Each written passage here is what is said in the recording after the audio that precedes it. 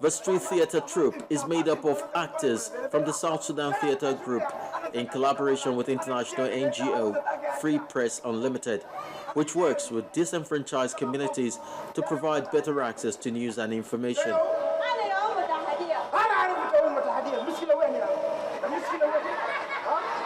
The actors encourage the audience to participate and even have a discussion at the end of the show. They also keep things simple with few props and no lighting. They also use costumes which reflect the culture so as not to alienate the audience. The reaction so far has been positive. Now they can benefit something because they know what is going on, because a lot of girls now they are affected themselves because of that, because they can just run off early marriage because they cannot get anything. It's off to the next performance for the actors. They hope their engagement with local communities will have some impact and help improve the lives of women and young girls, reaching far beyond the audience watching the plays. Now, African leaders have for the past week been involved in discussions concerning the continent's economic future. During the meetings, leaders painted the picture of a new Africa which deserves a new approach. Our correspondent Amarachi Ubani has this report. Africa is home to approximately 1.033 billion people in the world who live in 54 recognized sovereign states and countries. It has enormous resources including oil, diamonds, gold, iron, cobalt, uranium, copper, bauxite, silver, petroleum and cocoa beans, and also woods and tropical fruits. The exploration of these resources have presented the continent the opportunity of being the most coveted for many centuries. From the pre-colonial era to the period long after the independence of many of its countries, the attraction has always been access to these resources by many Western countries for development and economic growth.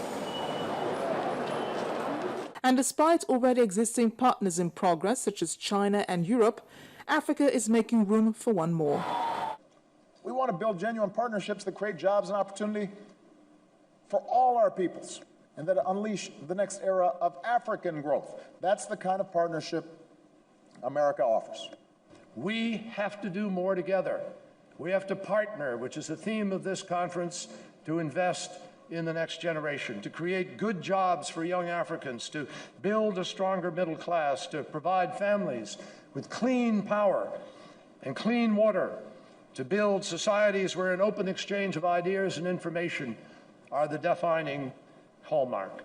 Despite the millions of dollars pledged towards power and infrastructure development, Africa's two main challenges, leaders do not want the continent to be taken for granted. We need to continue building our capacities and strengthening our institutions to enable us avoid over-dependency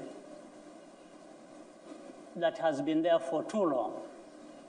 But we have to avoid that by building capacities and cooperation and integration, people working together.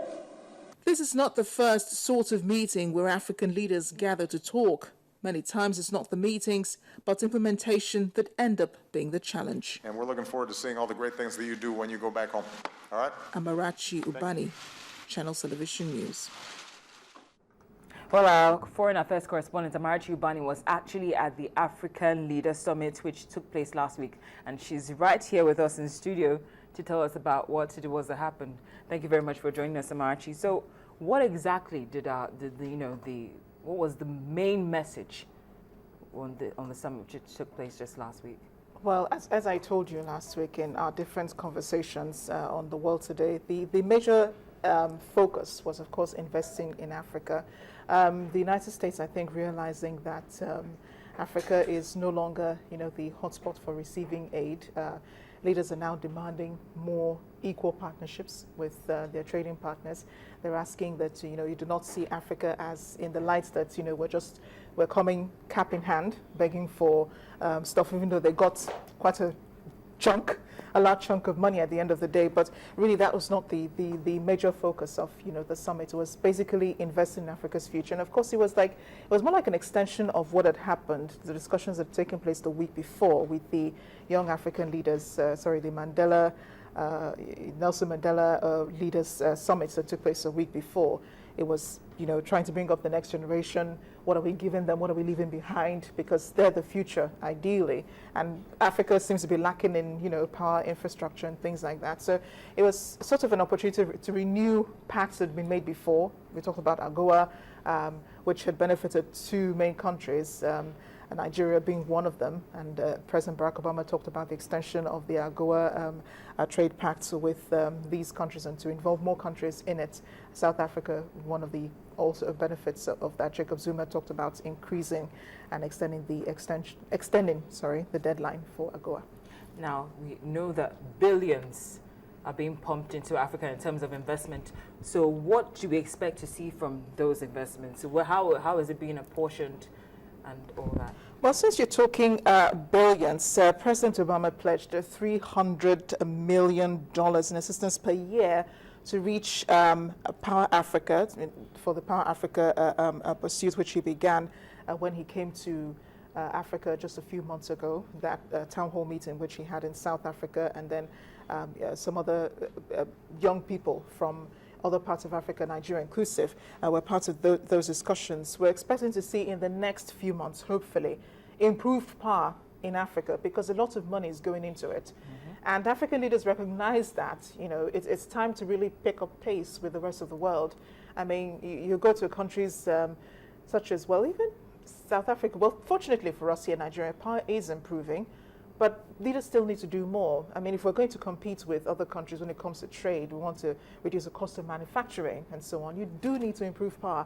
And so President Barack Obama's promise of $300 million, which would bring up to the goal of about 30,000 megawatts across Africa, hopefully will be achieved before he leaves office.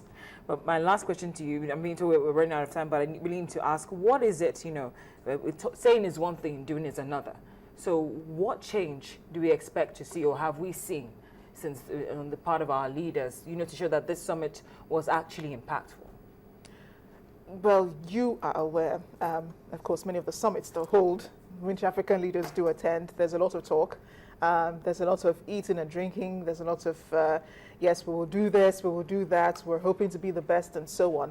But I think what was really different about this one, and I think it was something I just noticed in listening on most of the discussions that took place at the summit, was that many African leaders recognized and acknowledged, the challenges that Africa has. But more importantly, they were willing to take responsibility for those challenges and saying, look, we have to, you listen to the Rwandan president, Paul Kagame, who says we need to tell our own story. We need to work on those challenges. We need to do more. That's the truth, because we can get 100 billion, every year or per month from any of these developed countries, and we would still be the same. We need to determine to do that. So I saw the determination in the leaders, which was very good. A lot of them were like, Africa is not the same place that it used to be. We're no longer asking for aid. We want to be equal partners this time, not just going cap in hand and receiving aid, which good for the continent anyway, but it's about time to grow. Yes, it's time to grow. Thank you so much. I've been speaking with our foreign affairs correspondent, Amarachi Ubani. She's been telling us about the just concluded Africa Leaders Summit, which took place last week. Well, just before we call it a day on the world today, we cannot close the show without paying our respects to one of Hollywood's greatest actors who has passed on. I'm talking about the one and only Robin Williams, who has died at the age of 63. President Barack Obama has led tribute to the actor and comedian who's been found dead in an apparent suicide. Williams introduced his frenetic style on the late 1970s TV series Mork and Mindy. He appeared in dozens of films, but also left his mark on Broadway, having appeared in the 2011 play Bengal Tiger as a Baghdad Zoo. Tigers are. By this existential quandary, why am I here? And now that I'm dead, I'm a ghost. It's why aren't I gone? Many of Williams' fans lamented his passing, saying that he will be missed as a brilliant comedic as well as dramatic actor. Yeah, I was actually really shocked when I found out because it came so suddenly and there was nothing leading up to it. And I was very sad when I found out because it's a big loss to Hollywood, I think. And Robin Williams is a really funny actor. I watched a lot of his movies and yeah. Her thoughts were echoed by Carl Pitts from Texas, who said that Williams will be surely missed. It's a big loss to the comedic community. You know, he was a great comedian. I mean, you know, from first days on Happy Days, Mork and Mindy, then through, you know, his silver screen career, he was just incredible. It's really sad because I remember his movies that I saw them during my childhood. So I remember him as a part of my childhood.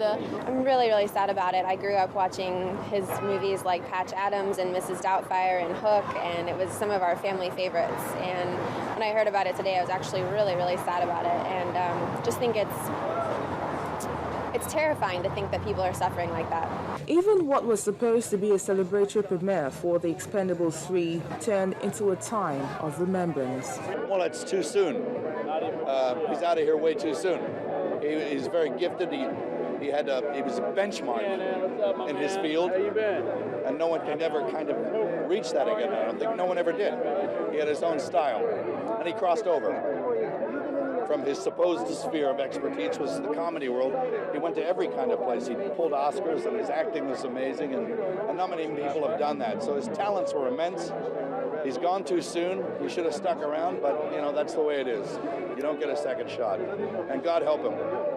It's a very sad, you know, it's even though we're all celebrating the premiere of Expendables, but it is at the same time we are mourning the loss of such a great man, and he was also a friend, and I admired him, and he's, you know, he's a legend. It's unbelievable. Sad and shocking. I just arrived a few hours ago from Europe. It was the first news that I saw on television, and his condolences to his family and friend. And the world, not only America but world cinema, has lost one of its biggest stars. Obviously gutted to hear that news, and I feel sorry for anyone that ever got close to him or anyone that he ever knew, all his fans. Everything is a bad day when someone like that is gone, you know? Tragic loss. Oh, blessing. One of the greatest. We've all been blessed by his presence. The world has been a better place as a result of him, and we look forward to seeing him again. Again, my heart is broke today. My heart is broke. I mean, Robin was a national treasure. He's a comedic legend, a dramatic legend. He will be missed. He will be missed. At the nearby Laugh Factory, a comedy club on the Sunset Strip, the marquee was lit up with a sign reading, Robin Williams, rest in peace, make God laugh. Williams' appeal stretched across generations and genres, from family fare as the voice of Disney's Blue Genie in Aladdin to his portrayal of a fatherly therapist in the 1997 drama Good Will Hunting, for which he earned his sole Oscar. Academy Award.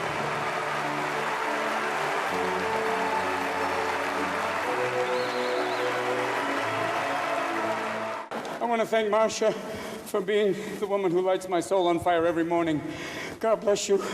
And most of all, I want to thank my father up there, the man who, when I said I wanted to be an actor, he said, "Wonderful, just have a backup profession like welding."